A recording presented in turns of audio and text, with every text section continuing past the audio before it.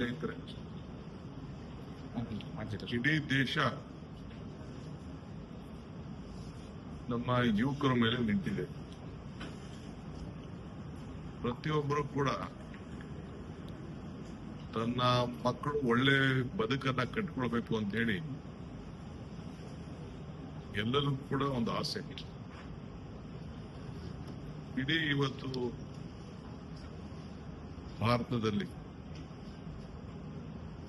ಎಲ್ಲರೂ ಕೂಡ ನ್ಯಾಯಬದ್ಧವಾದಂತಹ ಬದುಕನ್ನ ಕಟ್ಕೊಳ್ಳಿಕ್ಕೆ ಬಹಳ ಕಷ್ಟ ಆಗ್ತಾ ಇರೋದನ್ನ ನಾವೆಲ್ಲ ನೋಡ್ತಾ ಇದ್ದೇವೆ.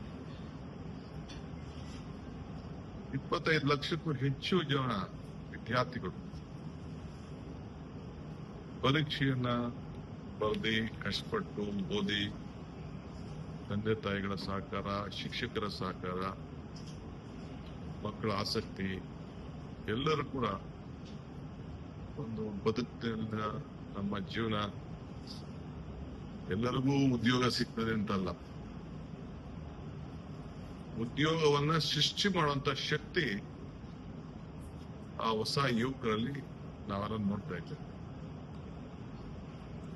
ಸೊ ಇದು ದೇಶದ ಒಂದು ಆಸ್ತಿ. ಇವತ್ತು ಒಂದು ದೊಡ್ಡ ಮಾರಕವಾದಂತಹ ಸನ್ನಿವೇಶ, ಪೇಪರ್ ಲೀಕ್ ಮಾಡಿ ಈಚೆ ಬಂದು ಒಂದು ಪ್ರತಿಭಟನೆಗಳು ನಡೀತಾ ಇದೆ. ಯಾರಿಗೆ ಮನಸ್ಸಿಗೆ ನೋವು ನಿಲ್ತದೆ ಅವರು ಪ್ರತಿಭಟನೆ ಮಾಡ್ತಾರೆ. ಆದ್ರೆ ಪ್ರತಿಭಟನೆಕಾರರನ್ನ ನಾವು ಯಾವ ದೃಷ್ಟಿಯಲ್ಲಿ ನೋಡ್ತಾ ಇದ್ದೀವಿ, ಇದು ಬಹಳ ಮುಖ್ಯವಾದಂತ ವಿಚಾರ. ಕಾಂಗ್ರೆಸ್ ಪಕ್ಷ ಮತ್ತು ವಿರೋಧ ಪಕ್ಷಗಳು ಆ ವಿದ್ಯಾರ್ಥಿಗಳ ಪ್ರತಿಭಟನೆಗೆ, ಅವರ ವಿದ್ಯಾರ್ಥಿಗಳ ಭಾವನೆಗೆ ನಾವು ಅವರ ಜೊತೆ ಕೂರಿಸಿಕೊಂಡಿದ್ದೇವೆ, ಧ್ವನಿ ಎತ್ತಿದ್ದೇವೆ. ನೀಟ್ ಪರೀಕ್ಷೆ ಮುಂದೂಡಬೇಕು ಅಂತ ಹೇಳಿದ್ದೇವೆ, ತಪ್ಪಿಸಿದವರಿಗೆ ಶಿಕ್ಷೆ ಆಗಬೇಕು ಅಂತ ಹೇಳ್ತೇವೆ, ಮಂತ್ರಿಗಳು ರಾಜೀನಾಮೆ ಕೊಡಬೇಕು ಅಂತ ಕೇಳಿದ್ದೇವೆ. ಕೊನೆಗೆ ಸಂಸತ್ನಲ್ಲಿ ಚರ್ಚೆ ಮಾಡೋಣ ಅಂತ ನಾವು ಹೇಳ್ತೇವೆ. ಅದ್ಯಾವುದಕ್ಕೂ ಕೂಡ ಅವರು ಅವಕಾಶ ಕೊಟ್ಟಿಲ್ಲ. ಯಾರು ಇಡೀ ದೇಶದ ಯುವಕರು, ವಿದ್ಯಾರ್ಥಿಗಳು ಬಂದು ಪ್ರತಿಭಟನೆಯನ್ನ ಮಾಡಿದ್ದಾರೆ. ಯಾರು ಅವ್ರ ಗಾಡಿ ಮಾಡ್ಕೊಳ್ಳಿಲ್ಲ, ಯಾರು ಅವರಿಗೆ ಸಂಘಟನೆಗೆ ಒಂದು ಕರೆ ಮೇಲೆ ಅವರೆಲ್ಲ ಬಂದಿದ್ದಾರೆ. ಅವರೆಲ್ಲ ಮೌನದಿಂದ ಅವರ ಮೆರವಣಿಗೆಯನ್ನು ವ್ಯಕ್ತಪಡಿಸ್ತಾ ಇದ್ದಾರೆ. ನಮ್ಮ ಮನೆ ಮಕ್ಕಳು, ನಿಮ್ಮ ಪೊಲೀಸ್ ಮಕ್ಕಳು, ನಿಮ್ಮ ರಾಜಕಾರಣಿಗಳ ಮಕ್ಕಳು, ಈ ದೇಶದ ಒಂದು ಆಸ್ತಿ, ಮುಂದಿನ ಭವಿಷ್ಯ. ಅವರಿಗೆ ನೀವು ಒಡ್ಸ್ತಾ ಇರೋ ರೀತಿ ನೋಡಿದ್ರೆ ನಿಮ್ ಮಕ್ಕಳ ಮೇಲೆ ಬಿದ್ದಂತ ಏಟಲ್ವಾದು. ನೀವು ತಂದೆ ತಾಯಿಂದಿರಾಗಿ ನೀವು ಅದನ್ನ ಒಪ್ಲಿಕ್ಕೆ ಸಾಧ್ಯನಾ? ಏನ್ ತಪ್ಪು ಮಾಡಿದವರು? ಇದು ಒಂದು ದೊಡ್ಡ ಎಲ್ಲರ ಮನಸ್ಸನ್ನು ಕೂಡ ಕಾಡ್ತಾ ಇದೆ. ಭಾರತೀಯ ರಾಷ್ಟ್ರೀಯ ಕಾಂಗ್ರೆಸ್ ಪಕ್ಷ ಮಲ್ಲಿಕಾರ್ಜುನ್ ಖರ್ಗೆ ಅವರು ಮತ್ತು ರಾಹುಲ್ ಗಾಂಧಿ ಅವರ ನೇತೃತ್ವದಲ್ಲಿ ಧ್ವನಿ ಎತ್ತಿದೆ. ನಮ್ಮ ಡ್ಯೂಟಿ. ಈ ದೇಶದಲ್ಲಿ ಕಾಂಗ್ರೆಸ್ ಪಕ್ಷದ ಇತಿಹಾಸನೇ ಈ ದೇಶದ ಇತಿಹಾಸ.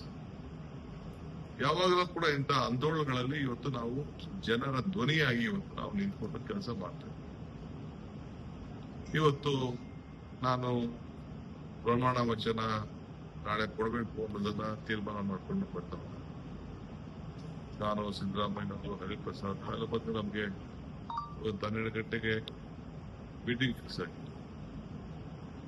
ಸೊ ಕಾರಣಾಂತರದಿಂದ ಆ ಸಭೆ ನಡೀಲಿಲ್ಲ. ನಾಳೆ ಆಗ್ಬೇಕಾಗಿತ್ತು. ನಾನು ಗೌರವ್ ಕೂಡ ಮುನ್ಸೂಚನೆಯಲ್ಲಿ ನಾನು ತಿಳಿಸಿದ್ದೇನೆ, ಈಗ ಮುಂದಕ್ಕೆ ಹೋಗ್ಬೋದು. ಯಾಕೆಂದ್ರೆ ಇನ್ನ ನಮ್ಮ ನಾಯಕರುಗಳೆಲ್ಲ ಬಂಧನಕ್ಕೊಳಗಾಗಿದ್ದಾರೆ. ನಾವು ಪ್ರಧಾನಮಂತ್ರಿಗಳ ಮನೆ ಮುಂದೆ ಇಷ್ಟೊತ್ತು ಪ್ರತಿಭಟನೆ ನಡೀತಾ ಇತ್ತು. ಎಲ್ಲರನ್ನು ಬಂಧಿಸಿದ್ರು, ಬಹಳ ಅಸಭ್ಯದಿಂದ ವರ್ತನೆ ಮಾಡಿದ್ರು, ನನ್ನೂ ಕೂಡ ಎಳೆದಾಡ್ಲಿಕ್ಕೆ ಪ್ರಯತ್ನ ಮಾಡಿದ್ರು. ಆಗ ರಾಹುಲ್ ಗಾಂಧಿ ಅವರು, ನಮ್ಮ ಮುಖ್ಯಮಂತ್ರಿಗಳು ಬಾರದು ಅನ್ನೋದನ್ನ ವಾರ್ನಿಂಗ್ ಕೊಟ್ಟರು. ಆಗ ಅವ್ರನ್ನ ಮುಖ ನೋಡ್ಕೊಂಡು ನನ್ನ ಸುತ್ತ ಬೆಂಗಾವಲಾಗಿ ನಿಂತ್ಕೊಂಡು ಆಮೇಲೆ ಸೈಡ್ಗೆ ಹೋದೆ ನಾನು.